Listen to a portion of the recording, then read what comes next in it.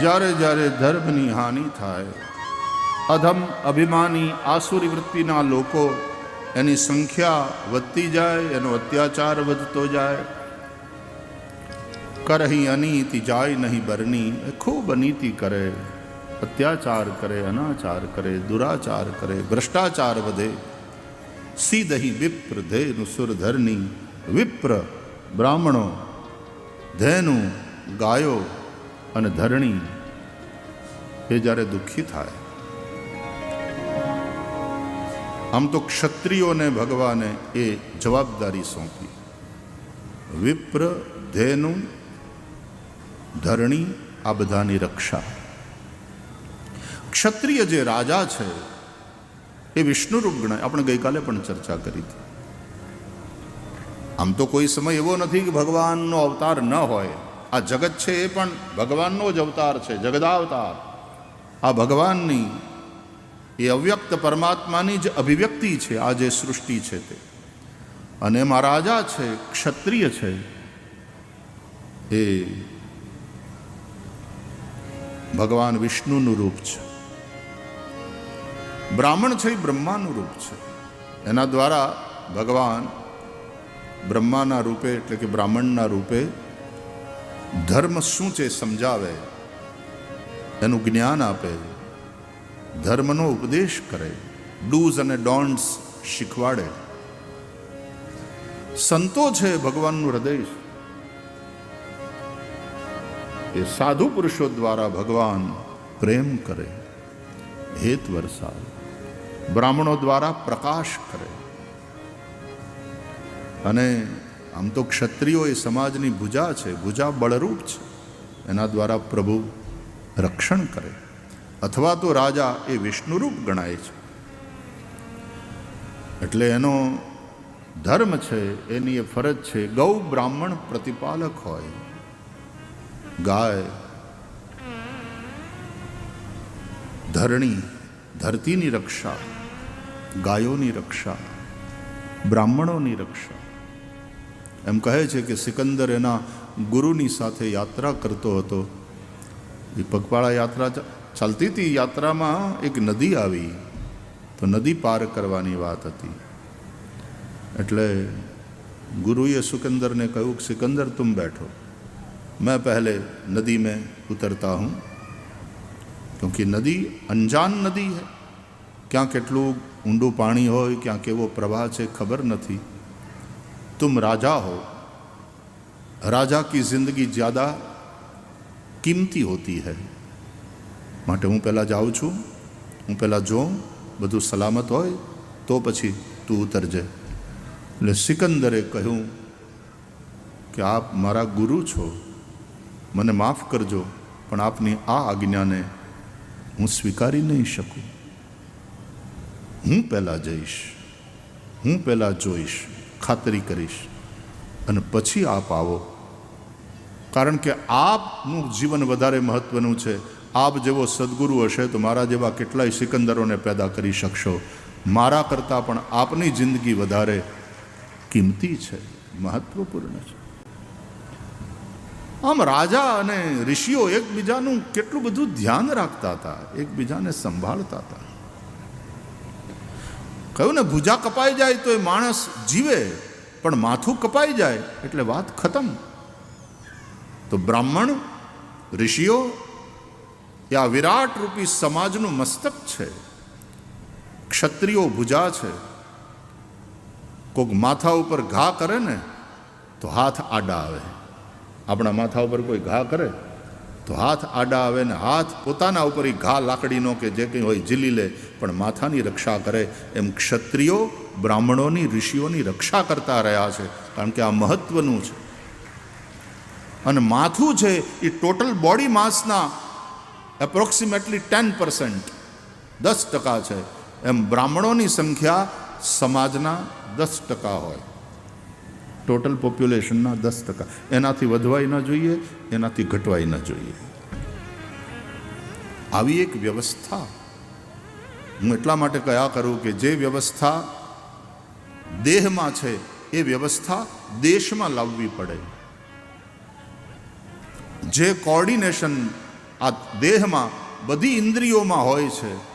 આવી રીતનું કોઓર્ડિનેશન સમાજમાં અને જે સંવાદિતા, જે પરસ્પર સહયોગ આપણા દેહમાં છે કે મગજ હુકમ કરે અને હાથ ઊંચો થાય, મગજ હુકમ કરે ને પગ હાલતા થાય, મગજના હુકમ પ્રમાણે, એની આજ્ઞા પ્રમાણે શરીરનું સંચાલન થાય છે. અને સૌથી મહત્ત્વના ઘણા બધા ઓર્ગન્સ બહુ મહત્ત્વના છે. કિડની મહત્ત્વની છે, ફેફસા મહત્ત્વના છે, લીવર મહત્ત્વનું છે, પણ the most important organs in our body, these two, heart and brain. Heart failure ખતમ, બ્રેઇન ડેડ ભાજીપાલાની જેમ જીવતો હોય લાઈફ સપોર્ટ સિસ્ટમ ઉપર. એટલે બ્રેઇન અને હાર્ટ એ બહુ મહત્ત્વના છે. એટલે જ્યારે જ્યારે હાર્ટને બ્રેઇનને જરૂર પડે ત્યારે બીજા બધા ઓર્ગન તરફથી લોહીનો પ્રવાહ આમ ત્યાં ઓછો ઓછો આપે, પૂરો પુરવઠો નહીં, પણ બ્રેઇનને પૂરો પુરવઠો. કારણ કે એ વાઇટલ ઓર્ગન્સ છે, એટલે એને સૌથી વધારે જરૂર પડે. એને બચાવવું જોઈએ, એનું ફંક્શનિંગ બરાબર ચાલવું જોઈએ. આવી વ્યવસ્થા આપણા દેહમાં છે. આ બોડીનું જે મિકેનિઝમ છે એને તમે સમજો. અને આવું કંઈક મિકેનિઝમ આપણે આપણા દેશમાં લાવવું પડે જે દેહમાં છે. મેં કહ્યું હતું ને કે પગમાં કાંટો વાગે તો માથું ન સૂઈ શકે, કે પગના આ દર્દને આપણે દૂર કરવું પડશે. એમ સમાજનો નીચલો વર્ગ, સમાજનો કચડાયેલો વર્ગ, સમાજનો શોષિત એવો જે વર્ગ છે, એની તકલીફોને કારણે સમાજનો ઉપલો વર્ગ, સમજદાર વર્ગ, બુદ્ધિમાન વર્ગ એ જ્યારે સૂઈ ન શકે અને વિચાર્યા કરે સતત કે આ શોષિતો, આ દલિતો, આ પીડિતો, એનું જીવન ધોરણ ઊંચું આવે એ માટે કંઈક કરવું પડે.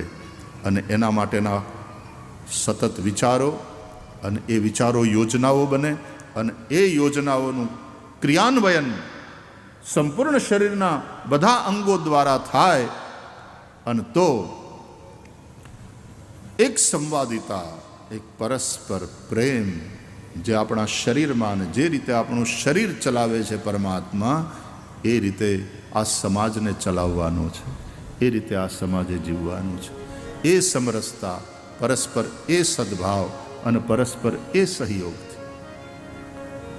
મેં કહ્યું ને, વાહામાં ખંજવાળ આવતી હોય તો હાથ એ ત્યાં પોગી જાય, હે ને.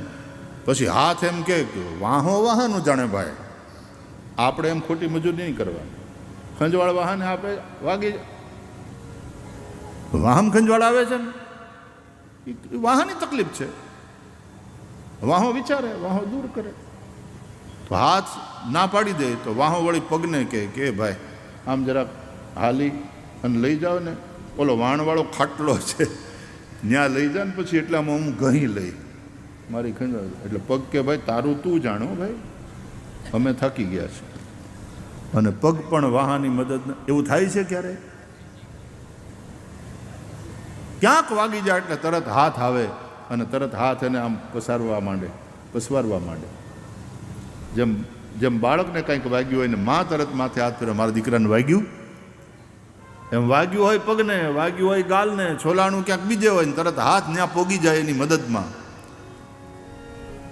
શરીરના બધા જ અંગો જેમ પરસ્પર સહયોગથી અને સદભાવથી કામ કરે છે, જેમ દેહના આ બધા અંગો કામ કરે, એમ દેશના પણ બધા જ વર્ગો આવી રીતે પરસ્પર સહયોગથી જીવે. કે અલગ આપણું કોઈ અસ્તિત્વ નથી, કલેક્ટિવલી આપણું અસ્તિત્વ છે.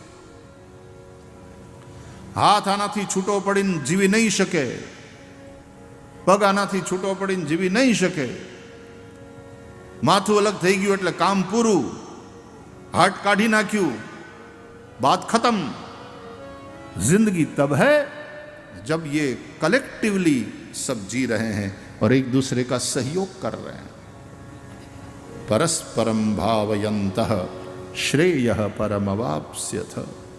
અને એટલા માટે આપણા વેદોમાં આપણા ઋષિઓએ જે પ્રાર્થનાઓ કરી છે એ માત્ર મારું કલ્યાણ થાય એવી પ્રાર્થના નથી. સૌનું ભલું થાય. સર્વેત્ર સુખિનઃ સંતુ, સર્વે સંતુ નિરામયાઃ, સર્વે ભદ્રાણિ પશ્યન્તુ, મા કશ્ચિત દુઃખ ભાગ ભવેત. નઃ નિકામે નિકામે નઃ પર્જન્યો વર્ષતામ. નઃ એટલે અમને, અમારા માટે, મારા માટે એવી પ્રાર્થના છે જ નહીં. ગાયત્રી મંત્રમાં પણ ધિયો યો નઃ પ્રચોદયાત, નઃ ધિયઃ, નઃ એટલે અમારી, ધિયઃ એટલે બુદ્ધિને તમે પ્રેરિત કરો. હે સવિતા દેવ, પ્રકાશિત કરો અમારી બુદ્ધિને, પ્રેરિત કરો હારા માર્ગે, અમે ખોટા રસ્તે ક્યારેય જઈએ નહીં.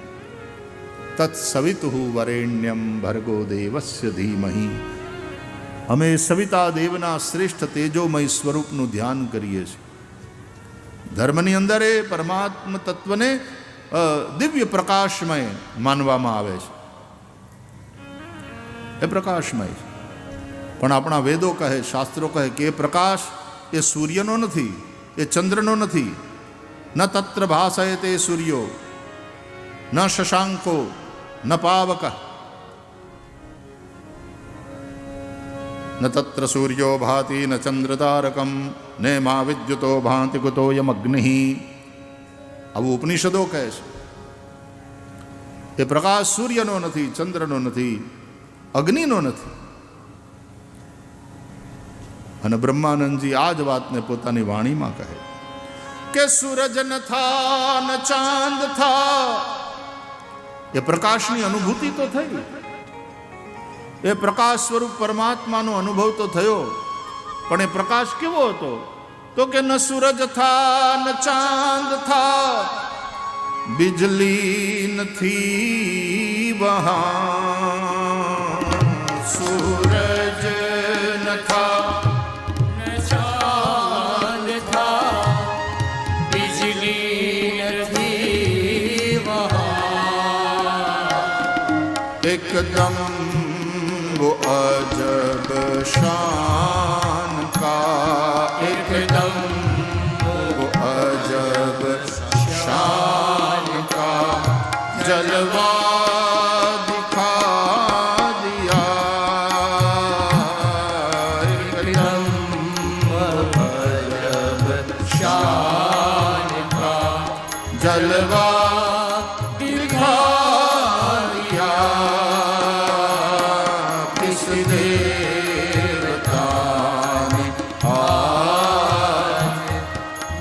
दिल चुरा लिया किस देवता ने आज. मेरा दिल चुरा लिया किस देवता ने आज.